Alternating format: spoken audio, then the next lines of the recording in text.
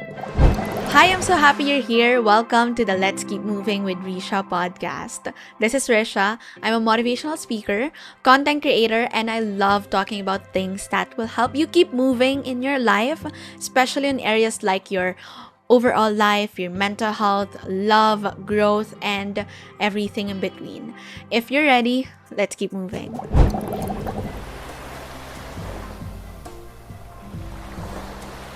Grabe yung ngiti ko today kasi I am going to tell you a story that I've been meaning to share with everybody.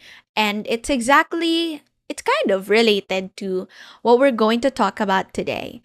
And I feel like you've seen this in my posts, pero gusto ko lang din i-share sa inyo yung experience ko with the whole Spotify event. Kasi up until now, it's still my biggest win. I got invited to one of the Spotify podcasts events, and it's a big win for me kasi I've been manifesting that ever since I started podcasting. I feel this excitement, this look forward to attitude every time na may makikita akong mga podcasters tapos may mga Spotify events. So, nakakatuwa lang na I got invited by Sir Phil from Spotify. And to tell you guys a little bit story bago pa man mangyari is that I was late. I didn't foresee the traffic kasi palagi naman doon ako dumadaan. And nagulat ako, almost 4 hours yung biyahe ko from Batangas City. From Batangas City na 4 hours, and usually 2 hours lang siya. So guess what? A lot of things happened. Ang tagal ng Grab, so I had to move sa Joyride and ng Cas. You know, parang ayaw yata akong papuntahin ng universe dun sa event area. Late na nga ako ng almost 2 hours. But thankfully, I still managed to go there. Actually, mini-message ko na yung boyfriend ko. What if di na ako pumunta? Kasi anong mangyayari sa 1 hour left? 3 hours lang yung event. Anong mangyayari doon? Anong mapapanood ko doon? Anong mangyayari? And I'm so grateful na sabi ko, okay, nandun na din naman ako. Nagpunta na din ako ng Manila. Bumiyahe na lang din ako. Sige, let's try. If sarado na, if super daming tao, if hindi ako papasukin, okay, uuwi ako. But at least I knew I tried. And I'm super grateful kasi I arrived sa Manila, sa events place sa QC, safe, and nakauwi ako, safe ako. It's the little things that matter that you would really, really focus on na makakapagpasabi sa'yo, thank you God. I got home safely. Thank you, God, na meet ko si Sir Phil doon. Thank you, God, I met a lot of amazing people during the event. Thank you, God, I got invited by Spotify. Thank you, God, I got to be able to go out of my comfort zone and be able to meet people. Kasi it's, I think, the first event that I really got to be able to have this real conversations with people. Kasi usually, kapag na-invite ako sa event, madalas tahimik lang ako kasi syempre nag-warm up pa sa industry and everything. And I was just super happy that I get to have that progress ng paunti-unti every time I go to events.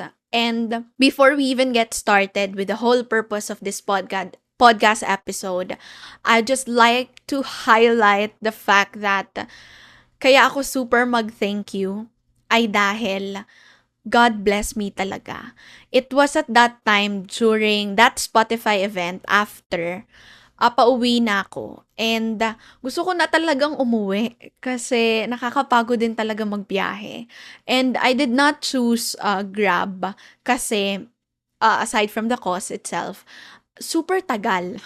Like, I can imagine from QC to Pasay, super tagal if magta-taxi ako. So, sige, sabi ko mag-angkas ako. And muntik na talaga kaming mabangga ni kuya. And di ko din alam paano ako nakarating safely sa bus terminal. Pero thankfully, with God's grace, I was able to go home safely, like what I told you. Yun yung mga maliliit na bagay na I'm really, really so grateful for. I got surprised din na some people are moved by the episodes were or I am filming and recording for all of you. And nagulat ako na may nag-email sa akin asking me how can I be this grateful? How to be thankful? How to be more grateful and thankful? Kasi sabi niya, she's kind of struggling daw. And today, I like to read her email kasi madalas madami talaga akong nare-receive na emails, and as much as I want to cover everyone, everything, I just can't because of course, time. Pero right now, let's read one. Sabi niya doon, "Greetings, Miss Risha. I'm an avid listener of yours. I feel comfortable with you since you always make me feel that I have someone who understands me. I just listened to one of your podcasts episode on Spotify, which is 35th episode, and I actually listened to it a lot of times, but I just realized I struggled on how to be thankful for everything. I am writing this email to let you know that I would be very grateful if you make a podcast on how to be thankful. If you got the time, Miss Risha. It is actually fine if you won't be considering the request. You would still be my favorite pampatulog and safe space. Thank you so much, my love." Okay, so let's get started and unpack. And honestly, to tell you guys, I also want more. And sometimes it really is getting in the way of me being grateful first before asking for more. I am not perfect. I am a human being. And there really are days where hindi mo talaga na-appreciate yung mga bagay na nasa harapan mo kasi na-overlook mo. But right now, I build this habit of always going back home, going back to where I started, and to always keep my feet on the ground. Kasi sometimes because of misuse of social media, we tend to focus more on what we lack rather than be grateful on what we have. We're constantly worrying about the next step of our lives without ever realizing that we're currently in the middle of what we used to look forward to. So, this episode is a reminder for you to always be grateful, to always see the beauty in every situation, and to just say thank you. Kasi the reason why I put the episode "The Secret to a Happy Life" is being grateful because it's the truth. It's by being grateful with what you have that this universe allows you to have more. So the secret to a happy life is being grateful. So allow me to talk about how can you be more grateful and how can you practice gratitude every single moment of your life. If you're ready, let's keep moving. I want you to recognize how fortunate you are. Instead of complaining about how unfortunate life is unfolding for you, recognize how fortunate you are. I was watching this preaching by Pastor Steven, and sabi niya doon, if you will only allow someone to walk through your life, this someone will find 10 things you are taking advantage of. And it hit me. Like, it really hit me to the core. This is not about comparing ourselves to those below you. This is more about focusing on what truly matters in your life and how majority and how a lot of people don't have what you have. Actually, yung title nung preaching na yon was "The One Who Seeks Finds." And sabi ni Pastor Steven pa doon, when you put your mind in a mission to find what's missing, to find what's lacking, to find what's wrong, the devil will help you look. And it really hit me again. Sometimes we tend to always lean towards complaining. Kasi it's easy to complain. It's easy to look what's lacking in our lives. It's easy to point fingers. It's easy to blame our parents. It's easy to blame the people around us. But it's hard to take accountability. It's hard to say, maybe it was my fault. Maybe I am the problem. Maybe it was me. Remember that complaining is bad energy. If you really want to practice gratitude, if you want to have a happy life, stop complaining because you're only attracting bad and negative energy. Remember that every little things that we lack right now serve its purpose. The reason why we don't have this is because of something bigger than what you already imagined. Kaya tayo wala ng mga bagay na wala tayo ay dahil may malaking dahilan kung bakit. May malaking dahilan kung bakit hindi pa binibigay sa'yo or hindi talaga ibibigay sa'yo. Kasi sometimes, most of the time, because you deserve better than that, because you know, you will just put yourself into danger kapag nagkaroon ka nun. So it's understanding that you have all it takes to have the dream life you want. Like, you have what it takes to have the dream life you want. And it is only by appreciating your resources. It's appreciating that you are fortunate enough already. Sabi nga, it's more of recognizing how fortunate you are. It's about recognition, like real recognition. Focus on what you have rather than focusing on what other people have, focusing on what you don't have. Kasi the truth is, being bitter is not a personality type. It is a decision. Again, allow me to tell this to you. Being bitter is not a personality type. It's a decision.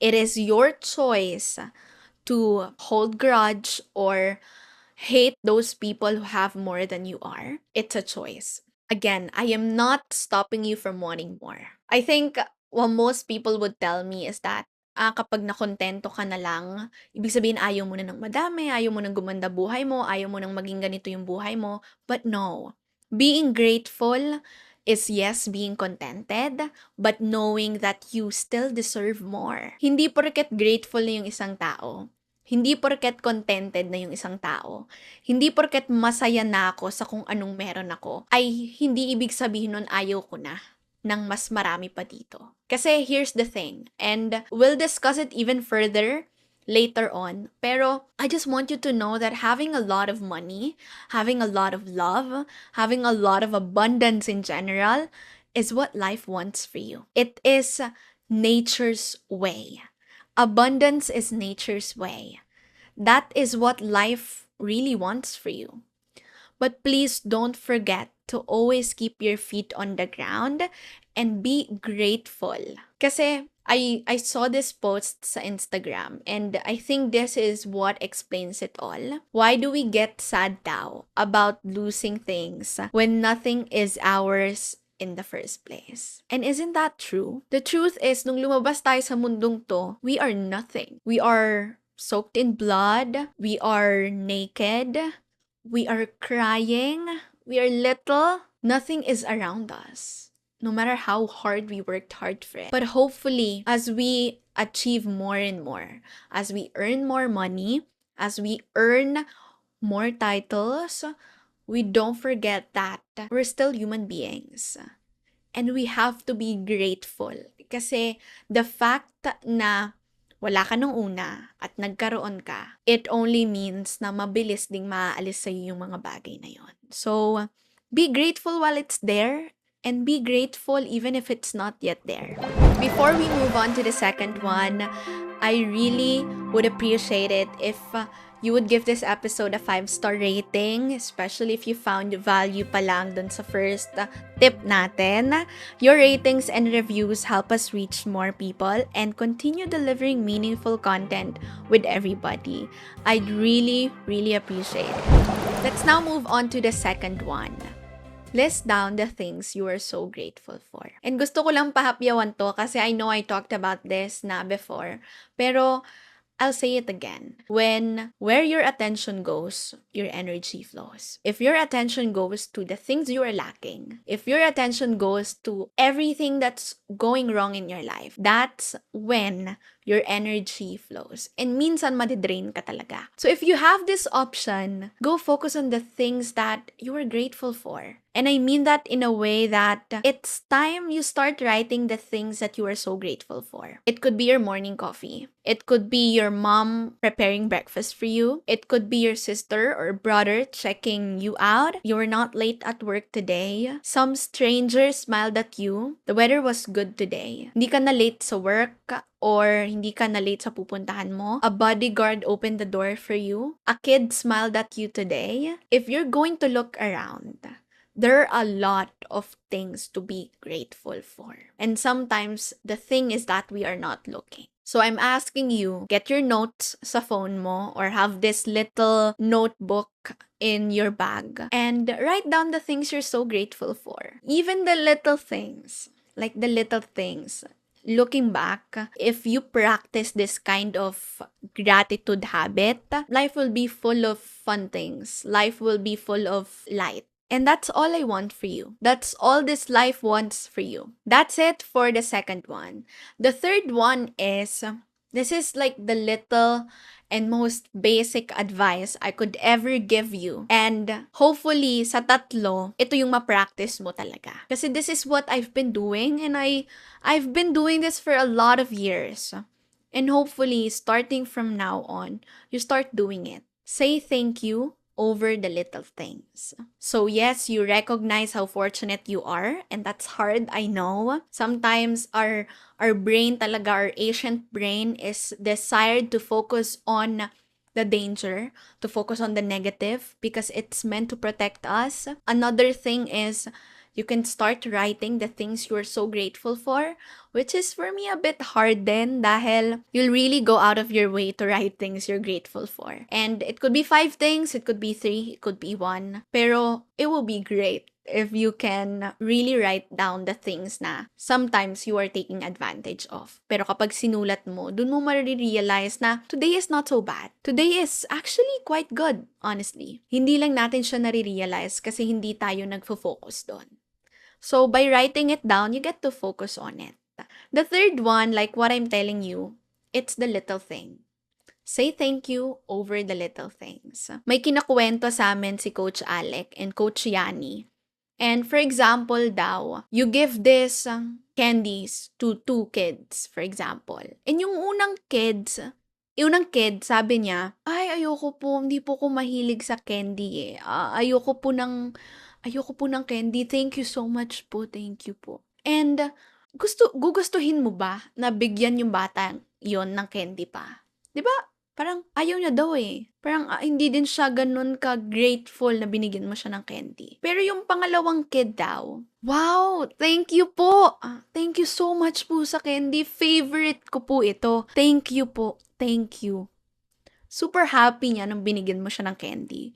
Tapos nanghingi pa siya ng lollipop. Bibigyan mo ba siya? 'Di ba? Ang sarap bigyan ng bata na ganon. And what I'm saying to you is that kahit candy pa yan, kahit chocolate pa yan, kahit lollipop lang yan, say thank you over the little things. Allow yourself to be a great receiver. You can practice this every single day, every single minute of your life. In my life, I say thank you over the little things in a way na, for example, dadalhan lang ako ng mama ko ng breakfast or pagkain. Thank you, mama. Thank you po. Actually, during the Typhoon Karina, I wasn't feeling well. Habang malakas yung ulan, mataas yung lagnat ko, and sobra din yung ubo ko at that time. And as someone who really is very independent, I kind of do something din talaga to take care of myself. Pero it's the little things that I appreciate. Tamad kasi ako madalas uminom ng gamot. And ayoko din namang lutuin yung katawan ko sa mga antibiotics kasi usually kapag nagkaka-tonsillitis ako, and it happened like for the past 3 years, dumadaan talaga siya every year. Kailangan ko talagang magpareseta ng gamot sa doktor para lang gumaling siya. And thankfully, by God's grace, hindi super lala. So I opted na ginger na lang, magluya na lang, para mapagaling siya. And medyo tamad ako magtimpla ng mga ganito-ganyan. So, I really appreciated it when my papa and my mama would take some extra minutes of their night para lang ipagkulo ko ng ginger or ng luya, para lang mainom ko siya. And I say thank you loudly. Thank you mama ko, thank you papa ko. And you could also do the same kapag dinalaan ka ng food, kapag sinamahan ka ng friends mo sa ganyan, kapag kinomplement ka ng ibang tao, kapag pinagbuksan ka ng guard sa isang mall or sa isang stall, if a waiter served food and drinks at your table, if someone gave you water, if someone did you a favor, say thank you. Like, really say thank you. Please say thank you to every little transaction happening in your life. You have to pay attention to the small miracles that every day brings. According to this songwriter named Warren Zevon, actually nabasa ko lang siya sa librong binabasa ko. Sabi doon, enjoy every sandwich. You have to remind yourself talaga na you have to enjoy and you are grateful for every sandwich.